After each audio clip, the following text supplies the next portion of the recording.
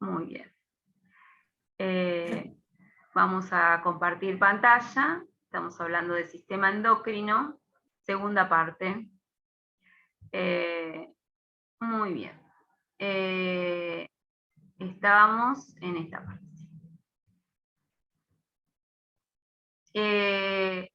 Entonces teníamos nuevamente, si volvemos al inicio, el hipotálamo produce, es una glándula que produce hormonas que son en general hormonas excitatorias de la hipófisis. La hipófisis es estimulada para producir a su vez sus propias hormonas. Estas hormonas excitatorias pasan al torrente sanguíneo, actúan en la hipófisis y digamos, la función finalmente es hacer que la hipófisis produzca sus propias hormonas. Dentro de esas hormonas habíamos nombrado la CTH, que es la hormona que va a producir un efecto sobre las glándulas suprarrenales para que produzcan las glándulas suprarrenales las hormonas que normalmente sintetizan, que son aldosterona, cortisol y adrenalina. Ahora también sucede que en la adenohipófisis, que es el sector de la hipófisis que produce todas estas hormonas, se libera otra que se denomina TSH. TSH es la hormona que estimula a la tiroides para que produzca sus propias hormonas. Entonces, TSH es la hormona estimulante de la tiroides. ¿Y qué hormonas se producen en la tiroides? 3. Una ya la habíamos presentado cuando vimos tejido óseo, que es la calcitonina. Pero también tenemos la T3 y la T4. Nosotros podemos conocerla como T3 o T4, o el nombre completo de la T4 es tiroxina, y el nombre completo de la T3 es la triotironina, ¿sí? Hay una marca comercial de medicamentos que se denomina T4, los que trabajan en farmacia lo conocen, se venden muchísimo porque todo lo que es hipotiroidismo hoy en día está como es una enfermedad como bastante frecuente dentro de la población, y el mejor tratamiento para el hipotiroidismo es la administración de la hormona propiamente dicha, como medicamento. Antiguamente existía un tratamiento con triotironina, pero evidentemente algunos efectos en cuanto a la absorción o al tiempo de duración en el cuerpo habrá tenido, porque el mejor resultado se obtiene administrando T4. Bueno, después tenemos otra hormona que se produce en la hipófisis, que es la GH u hormona de crecimiento. Esta hormona no actúa en una glándula, sino que actúa en un tejido. El tejido es la zona de los huesos. No lo vimos cuando vimos tejido óseo, porque en realidad lo que teníamos que explicar ahí, y se los explico ahora, es que los huesos largos, por ejemplo, cuando se encuentran en crecimiento, los huesos largos me refiero a los huesos que anatómicamente son largos, por ejemplo, el húmero, el radio, el cúbito, son huesos de las piernas o de los brazos, son huesos largos. En la zona de los extremos, que se llaman epífisis, tienen cartílago. El cartílago es el tejido blando del hueso. En la zona del cartílago es donde actúa generalmente la hormona de crecimiento, haciendo que ese cartílago aún no se solidifique y produciendo el crecimiento propiamente dicho, y haciendo que esos huesos sean más largos aún. Todas las células que están en el cartílago son sensibles a la acción de la hormona de crecimiento. Entonces, un exceso o un déficit en hormona de crecimiento me puede producir un trastorno en el crecimiento, básicamente. Otra de las hormonas que se producen en la hipófisis son la FSH y la LH. Ambas las puse juntas porque ambas actúan en testículos y ovarios. Las dos actúan en los dos órganos. Y estos testículos y ovarios, que tienen muchas funciones, también funcionan como glándulas endocrinas. Entonces, las hormonas que se van a sintetizar en ellos son estrógenos, progesterona y testosterona. Nosotros después vamos a tener en lo sucesivo clases digamos, más profundas sobre este tema, porque lo vamos a ver por separado. La clase de hoy es una presentación de todo lo que es el sistema endocrino, pero después vamos a ver más específicamente algunas regulaciones hormonales. Por ejemplo, vamos a ver bien T3 y vamos a ver bien FSH y LH. Bueno, y finalmente la hormona LTH, que es la que estimula la producción de leche. La oxitocina estimulaba la liberación de leche y la LTH estimula la producción de leche, y esta, al igual que la hormona de crecimiento, actúa sobre un tejido y no sobre una glándula. En este gráfico, en resumen, los que les puse flechita son los que actúan en otra glándula, ¿sí? Entonces, estas dos que no tienen flechitas serían las que son tejidos, o sea, son hormonas producidas en la hipófisis que actúan directamente en un tejido y no en otra glándula produciendo estimulación hormonal. Bueno, sé que es mucha información, pero una vez que lo lean bien y lo relean, van a ver que no es tan difícil. Y aparte también piensen que cada vez que tomemos o retomemos algún tema relacionado con la endocrinología, que son las clases siguientes, siempre vamos a presentar nuevamente este cuadrito con la cascada. O sea que esto lo van a tener bastante clarito después. ¿Quieren hacerme algún comentario, alguna duda con respecto a esto? Tengo más para enseñarles, pero quiero detenerme y no quiero seguir avanzando. Si quieren que repasemos alguna parte, o quieren comentarme algo, o algo no quedó claro. A ver, Gonzalo está con la manito. No, la verdad que me pareció que estaba súper bien explicado, pero si existe la posibilidad de repasar lo primero que no se grabó como para que quede, sería Bueno, buenísimo. ¿les parece? ¿Están todos de acuerdo? Sí, bueno, si vas a Sí, repasar, profe. listo. Y yo te quería preguntar qué función tenía la aldosterona, que no me quedó claro. O sea, en la parte, en las suprarrenales, o sea, qué bueno, función tenía. Pero si lo perfecto. vas a repasar, Lo voy a repasar. Regula líquidos, dijimos, ¿no? Esa regula líquidos. Puede regular la presión, puede ser, ¿no, profe? Los líquidos, claro. La presión arterial depende directamente de la cantidad de líquidos que tengamos en el cuerpo. Ahora después lo vamos a ver eso. Yo lo voy a explicar y cualquier cosa retomamos el tema, ¿sí? Está muy bien. Vamos de nuevo entonces. Vamos a la primera parte.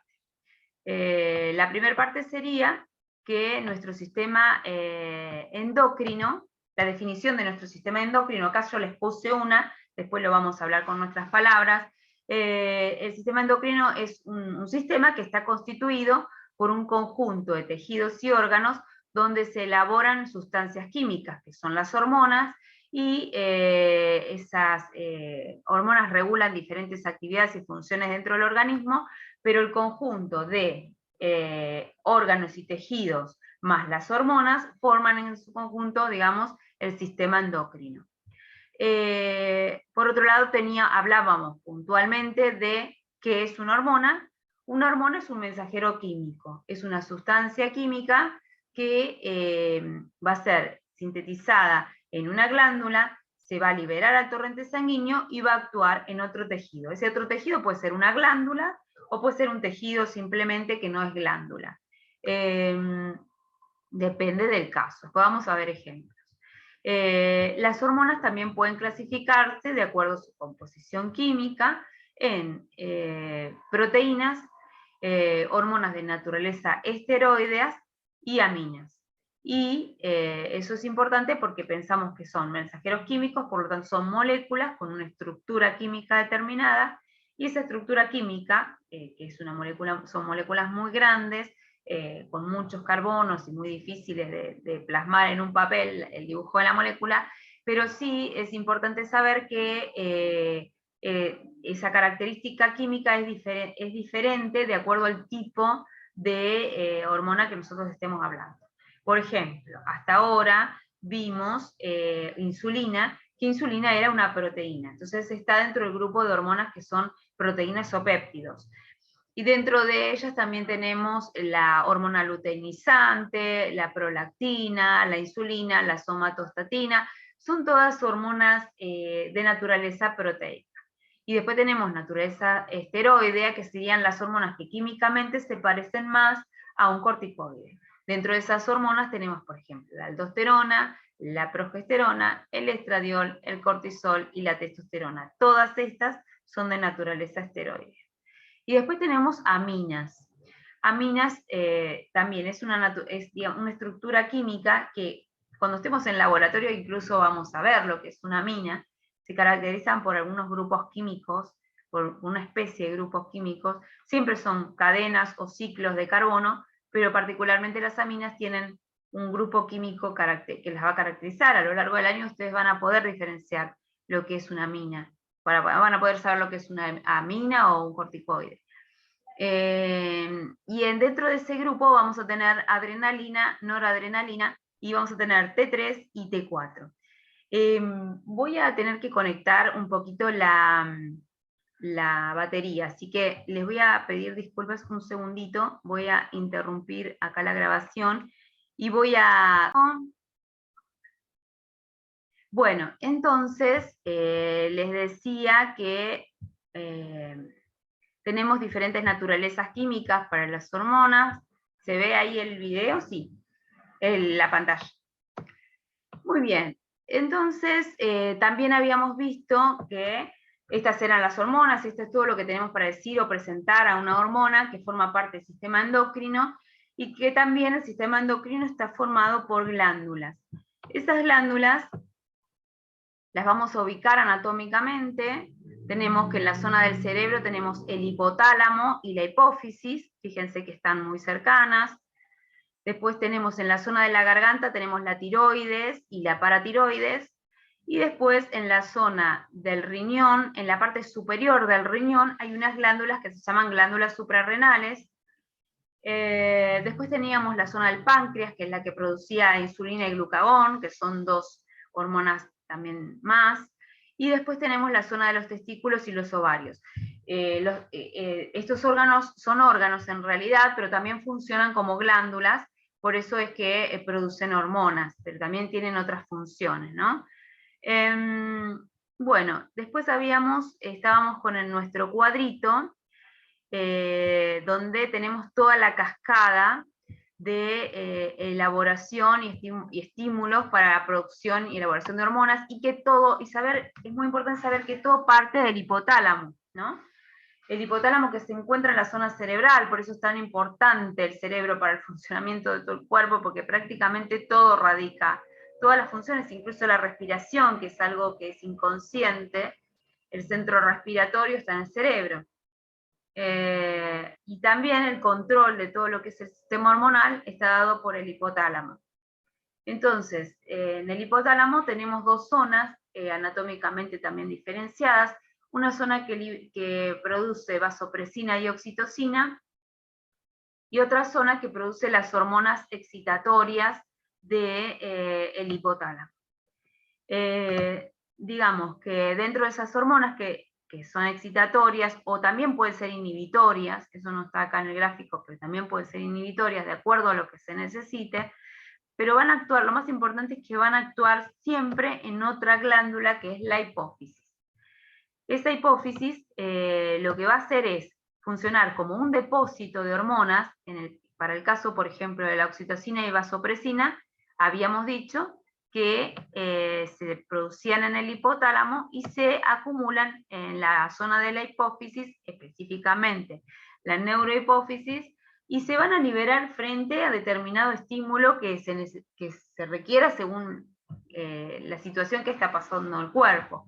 Por ejemplo, en el caso de la mujer con embarazo, que necesita que se produzca una contracción para poder dar a luz, se va a producir liberación de oxitocina. Ese sería el estímulo, un estímulo que se va a generar por el movimiento del bebé con la intención de salir en la zona del cuello del útero, en la zona basal del útero, por ejemplo. También la vasopresina es una hormona que actúa en el riñón. Es importante saber que funciona en todo lo que sería el proceso de generación de orina por parte del riñón y reabsorción de los líquidos que el cuerpo necesita no eliminar, digamos. Entonces ese proceso de reabsorción está modulado por la hormona vasopresina. Y después habíamos dicho que la hipófisis tiene otra zona, que es la adenohipófisis. En la adenohipófisis se producen muchas hormonas que están funcionando como para estimular la síntesis de otras hormonas en otras zonas del cuerpo. Por ejemplo, la CTH es una hormona que estimula la liberación de todas las hormonas que se van a producir a nivel de las glándulas suprarrenales. Y las hormonas que se producen a nivel de las glándulas suprarrenales son la aldosterona, el cortisol y la adrenalina. La adrenalina es la hormona del miedo, es decir, esa que se libera cuando tenemos un susto. El cortisol es una hormona que se llama hormona anabólica porque es la que favorece la generación de tejidos. Y la aldosterona, que es una hormona que se encarga de, digamos, regular los líquidos que se encuentran circulando por el cuerpo. Y acá llegamos al punto que creo que era más, la duda más común de ustedes, y era que la aldosterona, al regular los líquidos que hay dentro del cuerpo, digamos, es decir, va a decidir, por así decirlo, cuánto líquido se elimina a través del riñón, a través de la orina, y cuánto líquido queda dentro del cuerpo. ¿Por qué? Porque la cantidad de líquidos que hay dentro del cuerpo es muy importante, siempre se tiene que mantener en un equilibrio, porque si está más allá de la cantidad de líquidos que deberíamos tener, eso nos produce hipertensión o nos puede producir edemas dentro del cuerpo, ¿sí? Entonces es muy importante. ¿Por qué? Porque imagínense que la sangre, que es algo líquido, está formado en gran parte por agua, es como si fuera un líquido que circula por un tubo cerrado. Si imaginen un tubo cerrado sin pensar en los vasos sanguíneos, cualquier tubo cerrado. Cuanto más líquido pase por ese tubo cerrado, vamos a pensar que el tubo no es de metal, que sea un tubo de, no sé, de látex, por así decirlo, y yo tengo que forzar y tengo que pasar líquido por un tubo de látex. Cuanto más líquido tenga que pasar, más presión voy a necesitar para que ese líquido pase. Entonces, por eso es que un aumento en la cantidad de líquido que pasa por los vasos sanguíneos produce un aumento de la presión arterial. ¿Se entiende? Entonces es muy importante que los niveles de aldosterona se mantengan en el nivel justo, y ni más ni menos, porque si no, la persona queda hipertensa constante, digamos, ¿no? Hay que medicarla, hay que buscar alguna forma. Un diurético generalmente viene a solucionar eso, digamos. Por eso la administración de un diurético es la solución más rápida para bajar rápidamente una presión arterial muy elevada. Bueno, hasta acá ya les hice entonces el repaso de lo que era la primera parte de la clase que no la habíamos grabado. Ahora que hicimos la grabación con la primera parte y la segunda parte de la clase hasta toda la cascada de eventos para elaborar las hormonas. ¿Hasta acá estamos bien? ¿O quieren hacerme alguna pregunta? ¿Estamos bien? Y ahora lo único que nos falta es ver entonces las enfermedades que pueden producirse por producirse un desequilibrio a nivel hormonal en estos casos. Yo se los tiro ahora como título, seguramente más adelante vamos a ver un poco más sobre algunas de ellas. Vamos a compartir pantalla y... no, era este. Ahí va. Estábamos en este, digamos, en este archivo, habíamos llegado hasta donde estaban ubicados los órganos que producían, o las glándulas que producían las hormonas, ¿no? Algunas enfermedades producidas por el desbalance hormonal: gigantismo y enanismo, exceso o déficit de la hormona de crecimiento. No sé si tuvieron la oportunidad de conocer alguna persona que haya padecido alguna de estas patologías, el tema es el crecimiento de los huesos más bien largos, ¿no? Los huesos crecen en ancho, pero no en largo, en algunos casos, por ejemplo, cuando la hormona de crecimiento está en baja cantidad. Y cuando la hormona de crecimiento está en alta cantidad, los huesos crecen muy en largo, incluso los huesos planos también.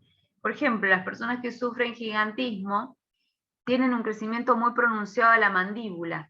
No sé si tuvieron la oportunidad de conocer a alguna persona con gigantismo. No solamente que es muy alta esa persona, sino que también el rostro se encuentra como ensanchado porque el hueso de la mandíbula está muy, muy pronunciado, e incluso la zona de la pera también. Tienen un rostro muy característico.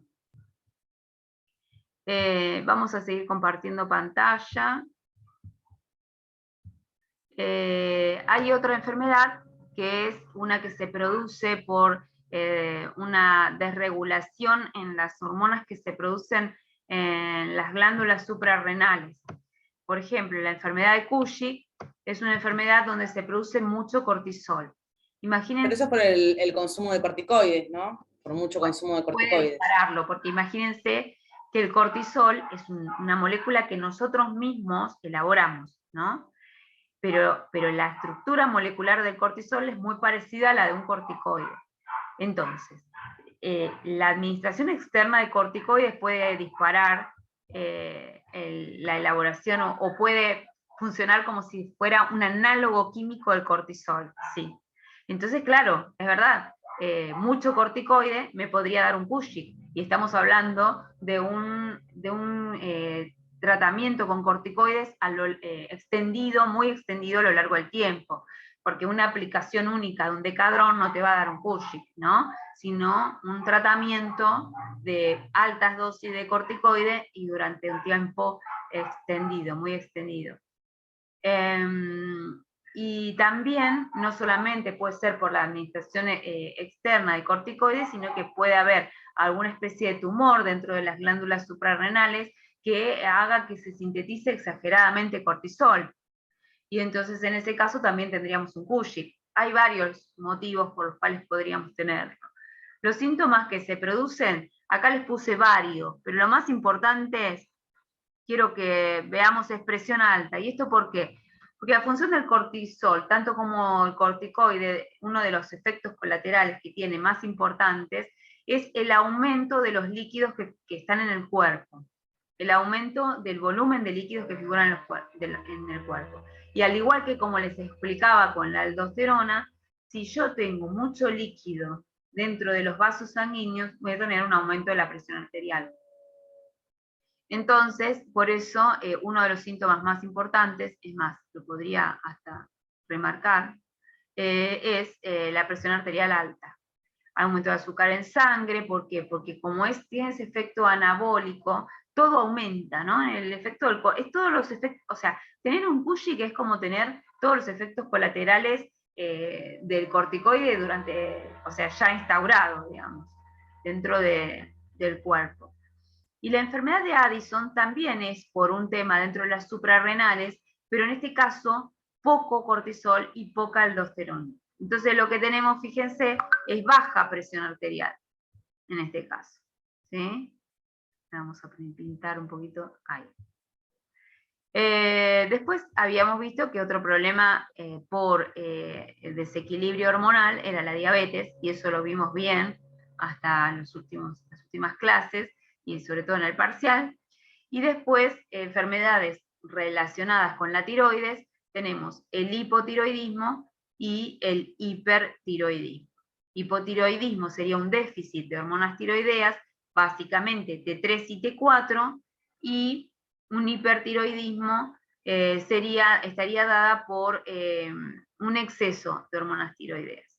Vamos a ver después enfermedades tiroides por problemas en la tiroides, pero digamos que yo les quería como adelantar, antes que comencemos después a profundizar todo el tema de la patología de la tiroides, es que para sintetizar hormonas tiroideas es necesario el yodo.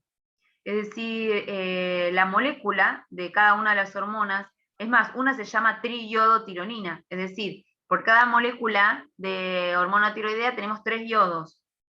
Con lo cual es muy importante partir de una base de yodo. Normalmente lo que ocurre en el hipotiroidismo a veces se puede producir por una dieta que tiene poco yodo. En realidad el cuerpo no necesita mucha cantidad de yodo para poder sintetizar las hormonas. Pero hay dietas que son prácticamente nulas en yodo. Entonces, por eso se produce este tipo de patologías. Y también es importante saber que en algunos países del mundo están suplementando los alimentos con yodo para poder combatir de alguna manera el hipotiroidismo. Y después me queda una enfermedad más que no está relacionada ni con exceso ni con déficit, sino que puede ser cualquiera de esos valores, de esas cosas, digamos, cualquiera de esas situaciones, que se llama bocio. No sé si alguna vez escucharon hablar del bocio. El bocio es una enfermedad que se produce por un aumento del tamaño de la glándula tiroides. Ahí les voy a mostrar, sí, Joana me está señalando, sí, el aumento de tamaño de la glándula tiroides. Sí, porque me hacen controlarlo cada 6 meses. Ah, vos tenías ese problema, mira. Bueno, vamos a ver un poquito entonces. Se los voy a tirar como un tema que creo que es uno de los archivos que les mandé, sí, se los mandé. El bocio es un aumento del tamaño de la glándula que a veces se produce por nódulos que se forman, y digamos que las etiologías pueden ser de diferentes características, ¿no? No es que siempre es por determinada, pero la causa más común del bocio es la falta de yodo en la dieta. Recuerden que el yodo era una molécula muy importante para la síntesis de las hormonas tiroideas. Digamos que, acá les muestro, no te asustes, Joana, estos son ejemplos súper exagerados de lo que sucede cuando la glándula aumentaba mucho de tamaño y cuando las cosas ya se fue de las manos, ¿no? Y también les quería presentar otro tipo de bocio que se llama bocio exoftálmico. Es un bocio que además de tener la característica de una desregulación dentro de la estructura anatómica y química de la glándula tiroides, produce el agrandamiento del globo ocular. Esta sería la persona con valores normales cuando no está con la enfermedad, y la misma persona en presencia de un bocio exoftálmico, para que vean la diferencia, ¿no? Normalmente, si la persona tiene así, clínicamente el médico se da cuenta a primera vista de que podría llegar a haber un bocio. Valeria, tenés la manito levantada, ¿me querés decir algo? Sí, profe, ¿qué quiere decir cuando dice dieta de yodo? Y porque hay tratamientos con yodo. Los alimentos naturalmente contienen alguna proporción de yodo, ¿no? Dentro de la dieta, pero digamos que, no sé por qué extraña razón, pero los alimentos, digamos que de acuerdo a la zona donde nos encontremos, a veces tienen bajo contenido en yodo, y eso es por la industrialización y demás que se realiza con los alimentos, y el olvido, ¿no? U omisión de los gobiernos de las suplementaciones, ¿no? Porque el yodo endémicamente en algunas zonas se encuentra en alta proporción y en otras zonas no. Por ejemplo, las ciudades que están cerca del mar, por ejemplo, que obtienen el agua desde el mar, contienen un nivel adecuado de yodo, pero por ejemplo, si las ciudades se encuentran más céntricas, más alejadas del mar, el agua es probable que no contenga tanta cantidad de yodo. Por lo tanto, el agua es fundamental incluso para, si vos consumís una planta, si esa planta fue regada con agua con poco yodo, ya de por sí en su estructura química va a tener poco yodo, ¿se entiende? Entonces, endémicamente a veces el yodo es escaso. Digamos que esta diseminación de todas situaciones de hipotiroidismo a nivel mundial hizo como que los gobiernos recién ahora entren a tomar conciencia de que hay que controlar las concentraciones, esas concentraciones, como para poder evitar estos problemas, ¿no? Ya les conté que en algunos países se están suplementando los alimentos para poder evitar eso. Igual, digamos, el bocio no está directamente relacionada con el hipotiroidismo. Eso es importante también saberlo. Y también, obviamente, tiene que haber un factor genético predisponente.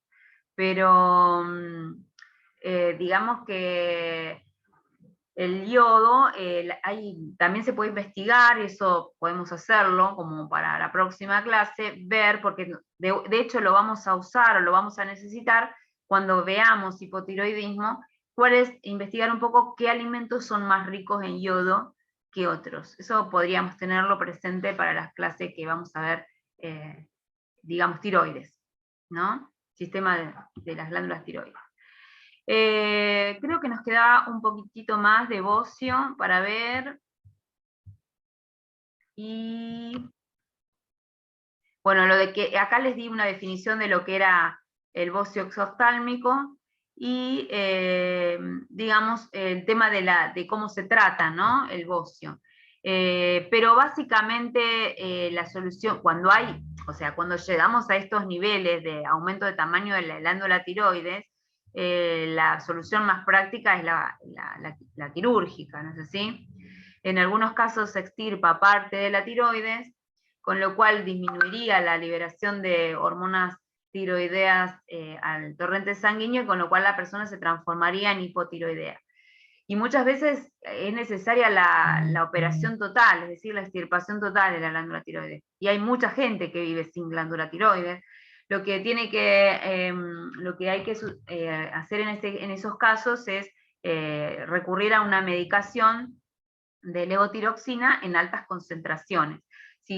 No sé si están, o sea, lo pueden ver muy bien los que trabajan en farmacia, que las concentraciones de levotiroxina en los medicamentos, cuando nosotros tenemos el medicamento con levotiroxina, tenemos 1.000.000 de concentraciones diferentes, que van desde 25 miligramos hasta 200, no sé si hay más de 200 microgramos son.